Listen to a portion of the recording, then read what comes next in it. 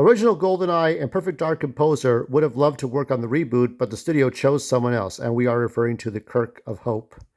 That there is no hope here. When I see this, by the way, I did see the XCOM post that there was a real life model that this was based on, but it's like you're taking a real life model, and without technology, you're just like slapping prosthesis on her to make her look ugly. I mean, that's just what is that? That's not cool. So here, we'll get to the good stuff. The original composer, Grant Kirkhope, writes on Twitter, or XCOM, that he would have loved to have scored the new Perfect Dark, but alas, it wasn't to be. The former Rare composer previously worked on the British 1997 first-person shooter GoldenEye 007, one of the world's first-party games. First-party or first-person games. Yeah, there wasn't a lot. I mean, there wasn't a lot back. I mean, after Doom and Wolfenstein, that we got to like GoldenEye. In fact, Kirkhope is responsible for several of the video game's history's memorable soundtracks, including the springy tunes in 1998's Banjo-Kazooie, hoo-hoo, and 1999's Donkey Kong 64, home of the supernaturally groovy DK rap. Ooh.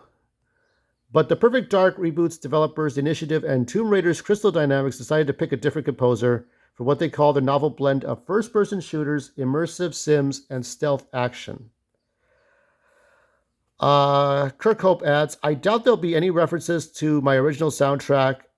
I demoed for it, but they chose someone else. The Initiative and Crystal Dynamics have neither publicly revealed the reboot's composer nor its release date. The Initiative first announced the game in 2020, but they have been reportedly mired in delays in the years since.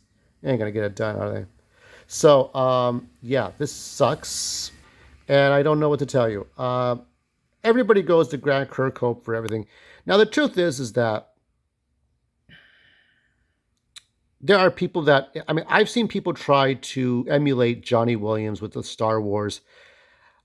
I don't, I can't comment on the music of The Acolyte, but there have been music for other Star Wars TV shows and movies after George Lucas and after Johnny Williams that, you have, great composers, great things. I mean, like, I can't even remember. Michael Giacchino, who did Star Trek, he's like the only composer that did Star Trek and Star Wars. If it wasn't for James Horner's death, and James Horner would have done Rogue One. I guarantee you, James Horner, who composed for Avatar, who composed for Star Trek 3, would have composed for Star Wars Rogue One, a Star Wars story. I know he would have, because people would have gone to him. He's like the veteran sci-fi composer. Okay,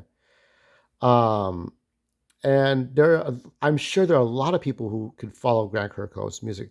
Having said that, the fact that you don't go to Grant Kirkhope and Grant Kirkhope had the availability is just, ever since the Stamper brothers left, that's when you knew that Rare was going under the jail, okay? It was going under the fucking jail.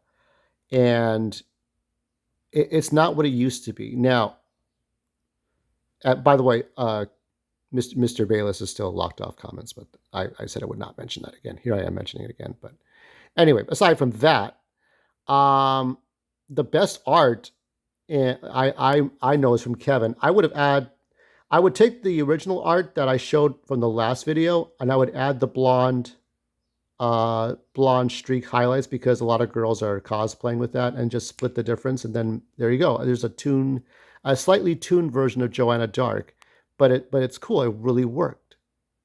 I mean, just keep everything in Toon style so that it's distinct, even with Killer Instinct. It's just a mess. It really is. Is it possible it's good? It was possible that episode 3 of Acolyte would have been good, but no, because they screened it ahead of time. And I hear that Dave Filoni was in charge of helping to promote it. Dave Filoni is like Patty Jenkins. When Patty Jenkins did Wonder Woman 84, Wonder Woman original, it was good only because Zack Snyder was there. George Lucas was spearheading. I mean, he was in charge of the Clone Wars. That's why I still defend the Clone Wars, and I may still defend Rebels. But now I just don't defend Star Wars, and I don't defend Rare now, because it's just not what it used to be. Ukulele remastered might be a thing, Platonic Games has very few games to put out there. I just don't know what's going on anymore. There was a banjo art, but I don't know what that's about. Um, I mean, Microsoft outsources this stuff, and the way Crystal Dynamics has handled it has not been very good.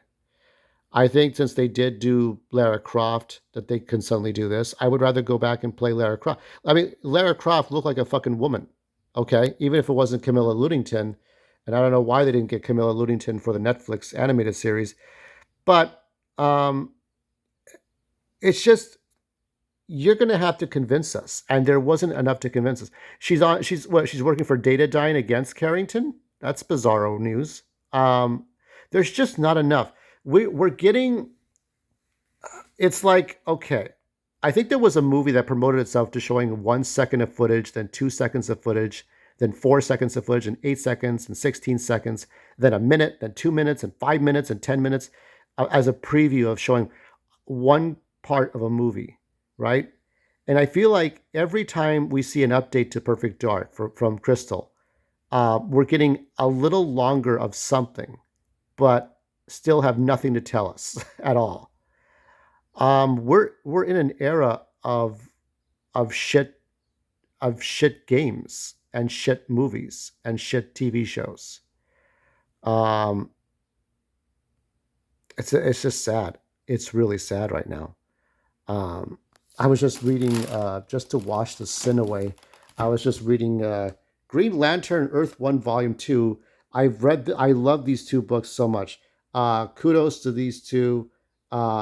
They have really, I mean, this is the only, and then James Gunn used his, I think it's, yeah, Gabriel's art to promote the Green Lantern TV series, which is, that's a dirty thing to do. And Gabriel pointed this out on January of 2023. Yeah, man, I don't know. If you asked Crystal, oh, we love Grant Kirkhope, but we just thought he was busy, and we couldn't be asked to go and ask him. We were told not to ask for his help, but we sure love Grant Kirkhope. Just the simple corporate response. So, anyway, I'm going to move on with breakfast because breakfast is more important than getting angry about this shit. Rest in peace, Banjo. Rest in peace, Viva Pinata. Rest in peace, Conquer. Rest in peace, Joanna Dark and the Killer Instinct fighters and Saberman. Saberman, something like that. Oh, what a mess! I can only do the Rareware characters, and Rareware is gone under. So what is my life now?